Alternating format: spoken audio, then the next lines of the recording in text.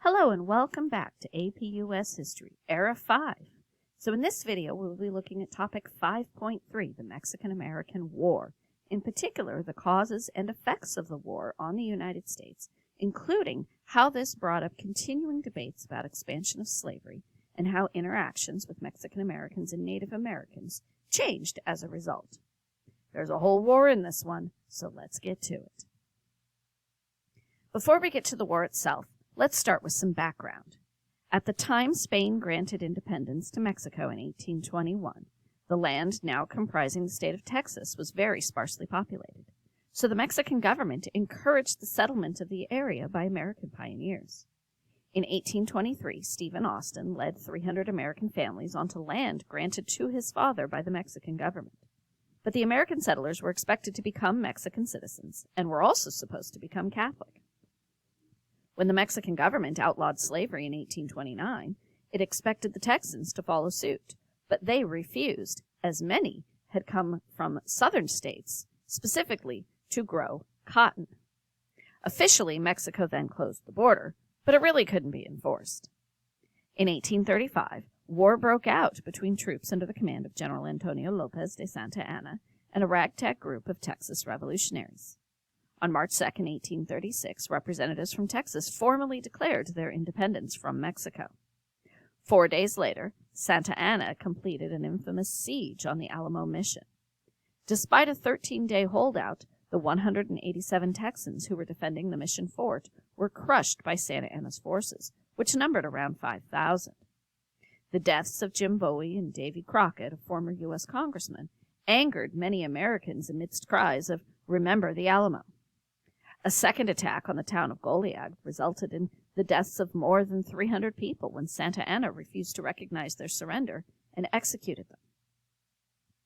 Americans flocked to Texas to assist, and led by Commander Sam Houston, eventually defeated Santa Anna's forces, surprising him at the Battle of San Jacinto River and capturing him.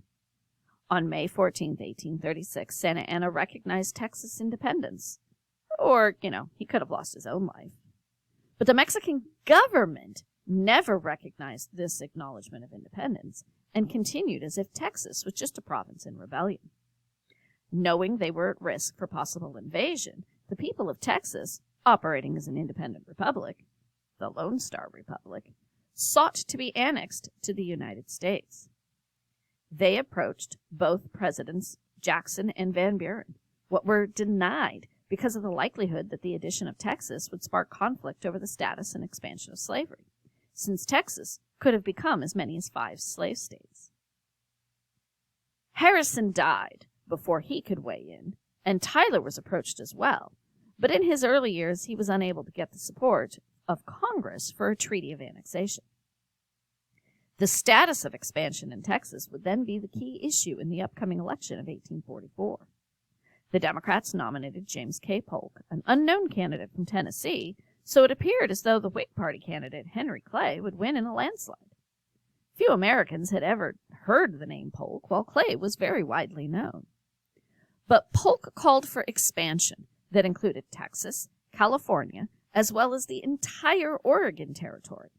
The northern boundary of Oregon was the latitude line of 50 degrees 40 minutes, and 5440 or fight became the popular slogan that ultimately led Polk to win the election.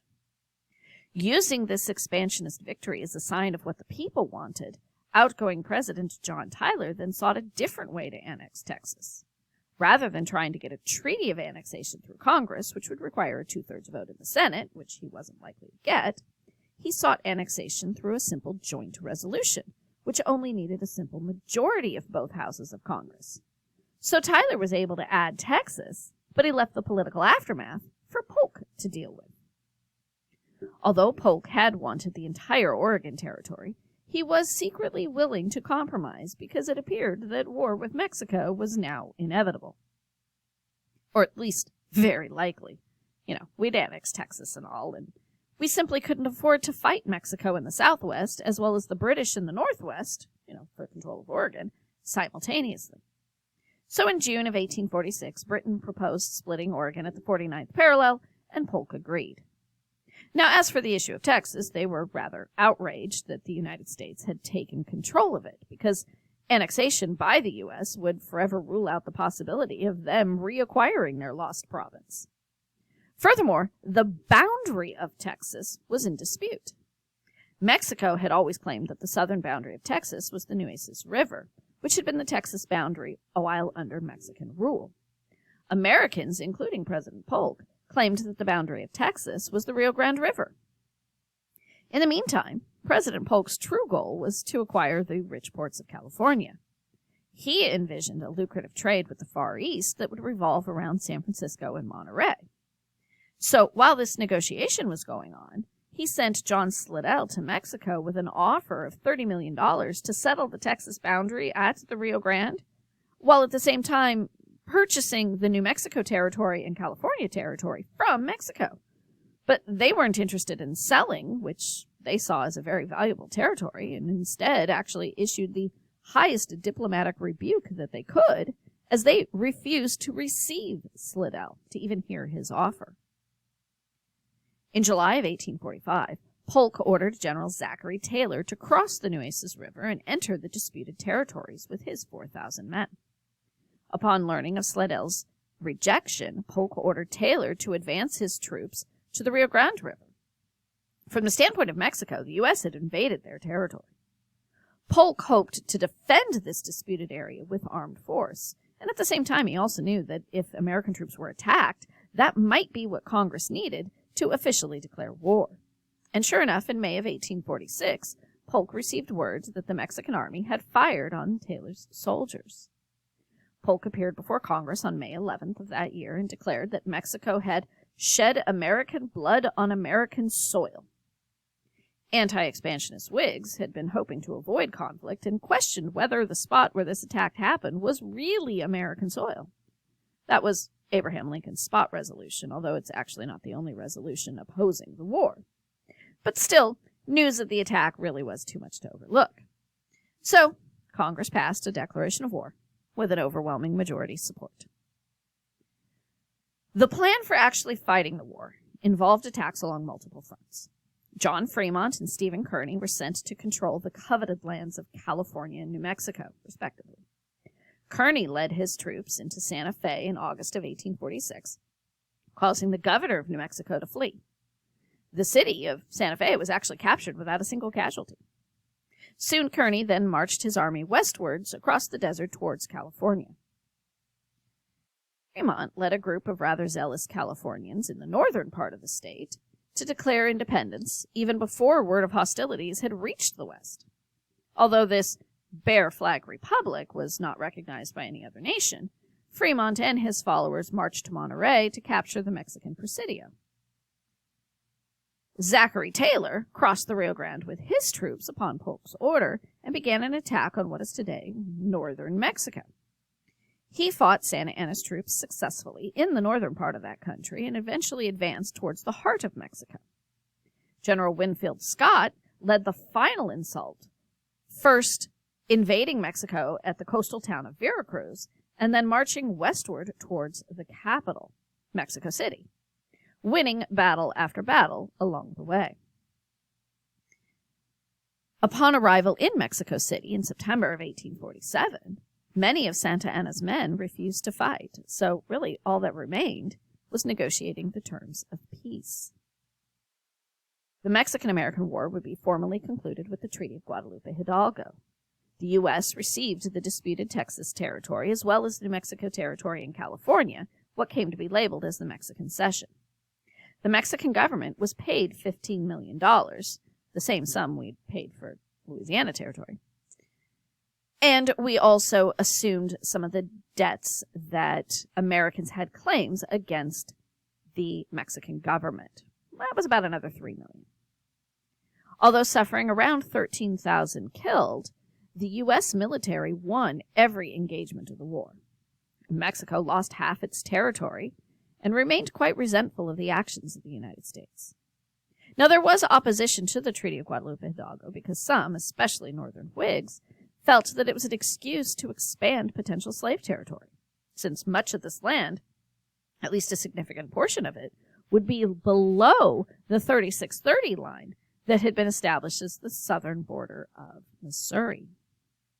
Some Southern Democrats actually also objected initially because they supported seizing all of Mexico, or at least everything that they had conquered, instead of giving a large portion of it back. Nevertheless, the treaty passed the Senate with almost 3/4 of senators in support. Even while the war was going on, though, Whigs continued to oppose it. Abolitionists were feared this was an expansion of slavery. An anti-war sentiment emerged in New England, much as it had for the War of 1812. Transcendentalist writer Henry David Thoreau was actually sentenced to prison for refusing to pay taxes that could have been used to fund the war effort. His essay, Civil Disobedience, would become a standard for peaceful resistance for future activists. David Wilmot, a Democratic congressman from Pennsylvania, introduced legislation that would ban slavery from any land that might be acquired from Mexico as a result of the war. And it passed the House twice, but failed in the Senate twice. There was even an attempt to make it part of the peace treaty, but that also failed. The bill actually caused great anger in the southern states and increased the prominence of the slavery issue nationwide. But the Mexican Cession wasn't the last of land that the United States would acquire. In 1853, after a failed attempt to acquire Cuba, and it mostly failed because of opposition from northern interests in the United States, as opposed to the fact that, Spain might not be willing to sell it to us. But after that failed attempt, the U.S. attempted to resolve some lingering conflicts with Mexico and gain land for a southern transcontinental railroad route by purchasing land south of the Gila River in southern Arizona for $10 million from the Mexican government. Now, we did purchase the land, but no railroad was actually built there prior to the Civil War because many of the northern interests didn't want to see any economic benefit that would result from the building of a transcontinental railroad go to the southern states, since building a railroad would likely mean an expansion of slavery if it was constructed, and, slavery is obviously a very divisive issue in the 1850s. Part of the agreement of both the Treaty of Guadalupe Hidalgo and the Gadsden Purchase was for the United States to protect Mexicans in Mexico by stopping attack by local native tribes, mostly the Comanche from the southern plains. This proved to be quite expensive and really virtually impossible for the American Army. By the 1870s, the United States had begun a campaign to forcibly remove tribes from this region. These tribes included the Comanche, the Kiowa, the Southern Cheyenne, and the Arapaho tribes, forcing them to reservations in present-day Oklahoma. Military engagements, plus the systemic destruction of buffalo herds, which these tribes depend upon for food, eventually forced the tribes to surrender, opening up their land to settlement by farmers and ranchers. Similar action had also been taken against other tribes in the region, including the Navajo, who were forcibly removed from their homeland in Arizona and forced to walk to eastern New Mexico in an 1864 event known as the Long Walk. Many died, and some were even taken as slaves. Eventually, the Navajo were actually permitted to return to their original location. And there was a long walk home, establishing a reservation in their traditional homeland, one of the very few instances where the United States government permitted a tribe to return to their traditional lands. As for the people of Mexican descent who remained in the land claimed by the U.S., they faced years of racial discrimination. Those who were of pure Spanish descent were classified as white and enjoyed a higher social status than those who were labeled as Mexican, those who were of mixed Spanish and Indian descent, and they were typically considered non-white, regardless of the state they were living in. It was those individuals who often faced increased political restrictions, like not being allowed to testify in court. While they could own land, unless they could prove and provide unbroken documentation of that ownership back to the original Spanish and Mexican land grants, many lost their land as titles could be challenged in court, and without that paper trail, the land could frequently be taken away. And in some cases, probably about half, the land was retained by these individuals, However, there would be years of attorney's fees and court cases that would have to be paid for, causing many to have to sell off portions of their land simply to try and maintain some of it. In several cases, it would take as much as 17 years to gain recognition of ownership of land that had actually originally been granted back by the Spanish or even the Mexican government. Well, that's what you need to know about topic 5.3, the Mexican-American War. Be sure to keep up with your reading, and I'll catch you next time.